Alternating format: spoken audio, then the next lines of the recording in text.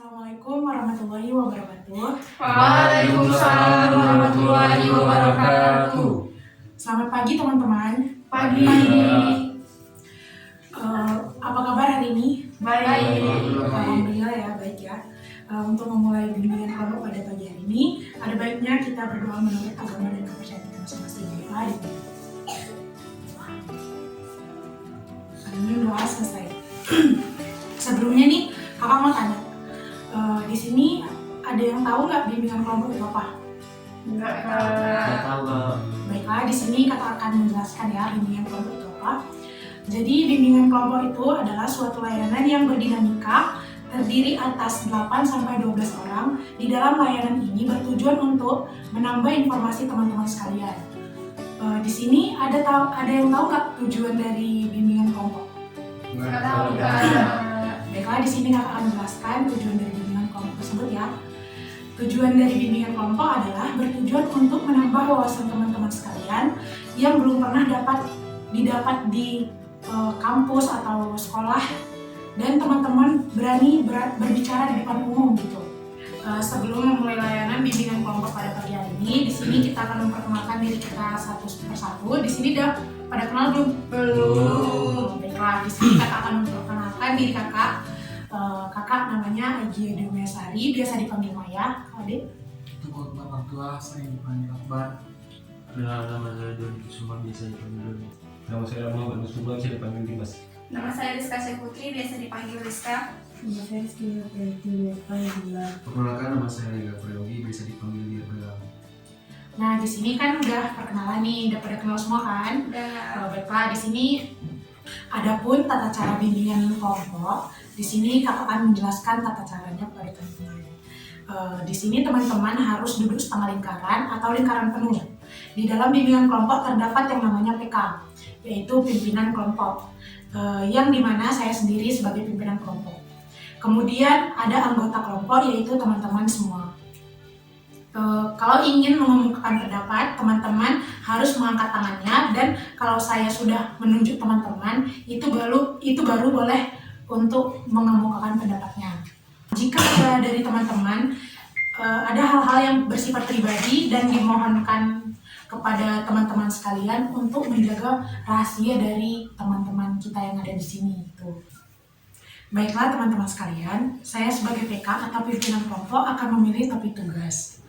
Saya sebagai PK atau pimpinan kelompok akan membahas tentang tingkat kemalasan di masa pandemi.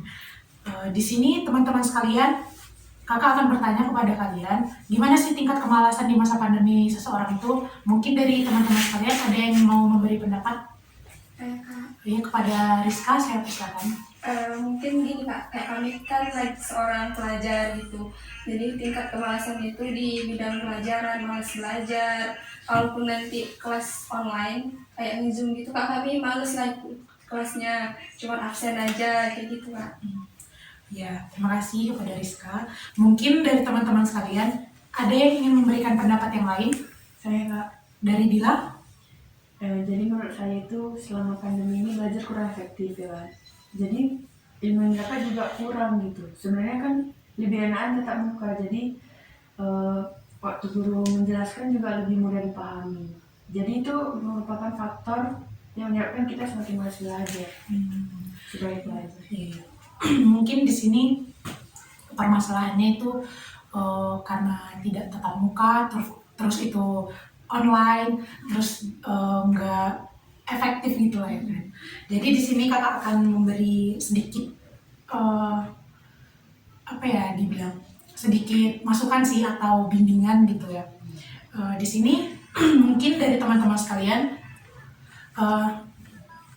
terjadinya kemalasan itu mungkin dari diri kita. Ada pemasukan dari saya, itu kita sebagai seorang pelajar atau mahasiswa itu harus sadar bahwasanya ilmu itu sangat penting.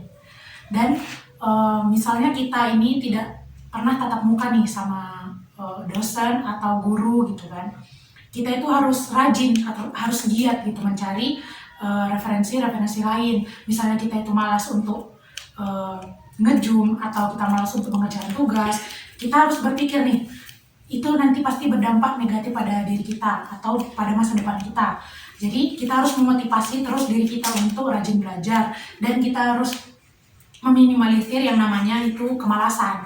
Misalnya kita itu malas untuk mengerjakan sesuatu, kita itu harus mengingat lagi, gimana nih kalau misalnya aku malas, pasti aku nggak akan bisa efektif nih untuk belajar gitu. Mungkin dari kakak itu saja sih. Baiklah, kepada teman-teman semua, sebelum menutup layanan bimbingan kelompok pada pagi hari ini, di sini saya meminta kepada teman-teman untuk memberikan saran atau kritiknya. Kepada teman-teman, ada yang ingin memberikan saran dan kritiknya? Saya Kak. Kepada Dila?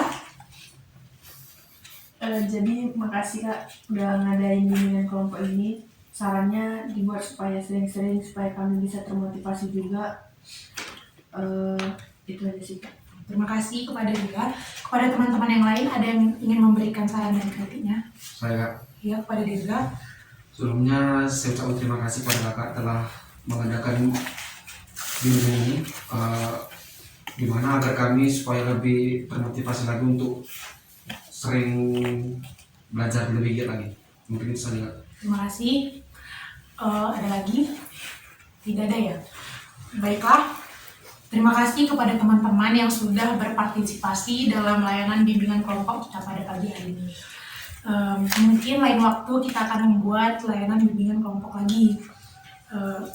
Sebelum menutup layanan bimbingan kelompok pada pagi hari ini, ada baiknya kita berdoa. Berdoa dimulai. Doa selesai. Baiklah, untuk menutup layanan bimbingan kelompok pada pagi hari ini, saya berterima kasih kepada teman-teman sekalian. Dan sebelum menutup layanan bimbingan kelompok ini, ada baiknya kita mengucapkan Alhamdulillah. Alhamdulillahirabbil alamin. Saya Aidia Dwi Maesari, pamit undur diri. Assalamualaikum warahmatullahi wabarakatuh. Waalaikumsalam warahmatullahi wabarakatuh.